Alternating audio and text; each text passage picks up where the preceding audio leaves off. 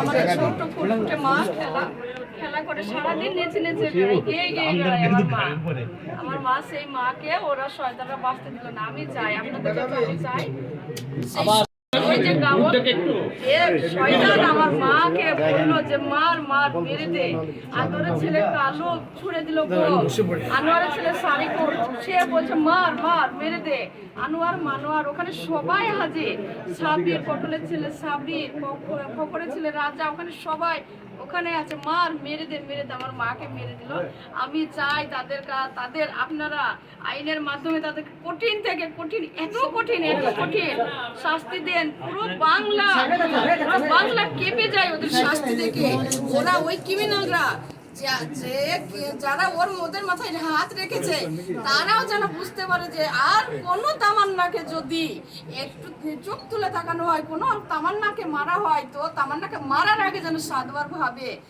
মারার কথাটা তো ভুলেই যাবে, মারার আগে যেন 7 বার ভাবে যে সেই তামান্নার জন্য আজ এই শাস্তি, তামান্নাকে মারার জন্য এই ক্রিমিনালগুলোর গুন্ডাগুলোর এই শাস্তি।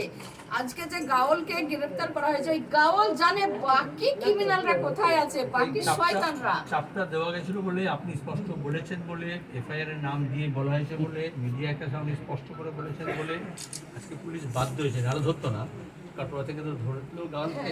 এবার ওকে যদি ট্রিটমেন্ট ঠিক মতো করে, ওর কাছ থেকে বাকি সব পাওয়া যাবে।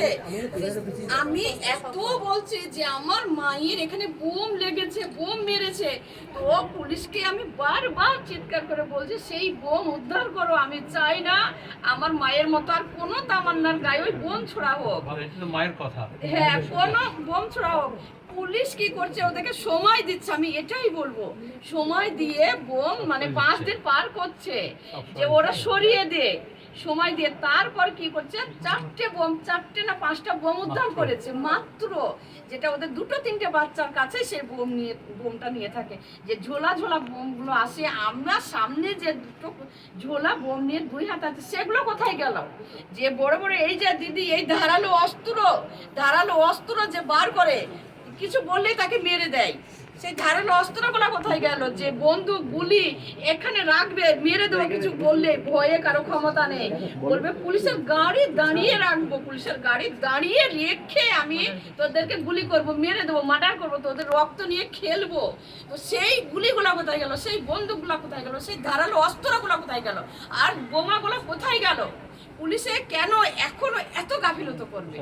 কেন পুলিশ গাওল ওই শয়তানের মাথা আমার কি করব বুঝতে পারছি না। যে ওই শয়তানের নাম নিতে যেয়ে, ওই গাওল শয়তানের নাম নিতে যেয়ে ওই শয়তানকে এমন ভাবে পিটিয়ে ওই শয়তান সব জানে কোথায় বাকি ক্রিমিনাল আছে, কাজলুর রহমান আছে, সমস্ত ক্রিমিনালদের ওই শয়তান জানে। ওই শয়তান সাবির কোথায় আছে, পটলের ছেলে সাবির, ফকরের ছেলে রাজা কোথায় আছে, সমস্ত ক্রিমিনালের খবর ওই শয়তান জানে। কেন একই সঙ্গে ছিল, আমরা একটু শুনেছিলাম যে একই সঙ্গে প্রত্যেকটা ক্রিমিনাল একই সঙ্গে ওই শয়তানের সঙ্গে আছে, ওই শয়তানের সঙ্গে। তো শয়তানকে পিটালেই পাওয়া যাবে বোমা, অস্ত্র, বন্দুক, গুলি, ক্রিমিনাল সব ওই শয়তানই জানে কোথায় আছে। অস্ত্র, ক্রিমিনাল পুলিশকে দিয়ে তো ভয় পাইয়ে দেওয়া লোকে বলতে পারে না। আপনাকে তো আমরা সেলাম জানাতে এসেছি, আপনি সাহস করে সবটা বলেছেন এবং এটা লোকে জেনেছে, পুলিশ বাধ্য হয়েছে, না তো ধামাচাপা দিয়ে দিয়েছে। হ্যাঁ, তাকে ধরতে হবে, আর এদেরকে একেবারে উদাহরণের মতো শাস্তি দিতে হবে, যাতে কেউ ভবিষ্যতে এরকম সাহস না করতে পারে। ওদেরই পাচ্ছে না, ওদের বাড়ি আগুন লাগিয়ে দিচ্ছে না কেন? পুলিশ নেই, ক্ষমতা নেই পুলিশের যে অনেক বড় হাত, আগুন লাগাবে, পুলিশ পাহারা দিচ্ছে, পুলিশ ওদের বাড়ি ভাঙচুর কেন করছে না? ওরা আজকে আমি আরেকটা কথা বলবো, এটা বলতে চাই যে আজকে যদি ওই টিএমসি পার্টির একটু হাতে টিএমসি পার্টির যদি হাতে একটু লাগতো, যদি ওরা নিজেই মারতো হাতে, তো বলতো সিপিএন পার্টি মেরে সিপিএন পার্টির মা বোনদের উপর অত্যাচার করে, তাড়িয়ে দিয়ে, ঘর দুয়ার ভাঙচুর করে লুটপাট করতো ওই শয়তানের দলরা। পুলিশ কিচ্ছু বলতো না, বলতো যে তুমি আমার গাওলকে মেরেছো, আমার আনোয়ারকে মেরেছো, এমন করতো। পুলিশ কিচ্ছু করতো না। আজকে তামান্নাকে মেরেছে, শুধু তামান্নার মা বাবা দিদিকে ভোট দেয়নি। তামান্না হয়তো ভবিষ্যতে দিদিকে ভোট দিত না, কে বলতে পারে? পারে, দিদি গ্যারেন্টি দিতে পারবে না? আমি পারবো যে তামান্না ভবিষ্যতে হয়তো দিদিকেই পছন্দ করতো, যেহেতু তামান্না প্রতিবাদী, যে প্রতিবাদ করে তাদেরকে ভালোবাসে, শ্রদ্ধা করে, যে এইটুকু বুঝবেন যদি ফ্রিতে ভালো ভালো নার্স ডাক্তার মেয়েদেরকে দেখে পুলিশ, তো তামান্নার ভালো লাগে, তাদেরকে শ্রদ্ধা করে, ফোনে দেখে ভিডিও দেখে ওতেই শ্রদ্ধা করে। তাহলে দিদি ভবিষ্যতে যে দিদির পাশে দাঁড়াতো না, এটা কে বলতে পারে? হতেই পারতো সেই তামান্নাকে ওরা কেড়ে নিল। ওর হাতের লেখা? হ্যাঁ, সব ওর হাতে, সব আমার মায়ের হাতে। ওই যে ছবিগুলো, ওই যে ইগুলা করেছে, ওগুলা সব মিল করেছে, সব ওই কাগজের ফুলগুলো বানিয়েছে, সব তামান্না করেছে।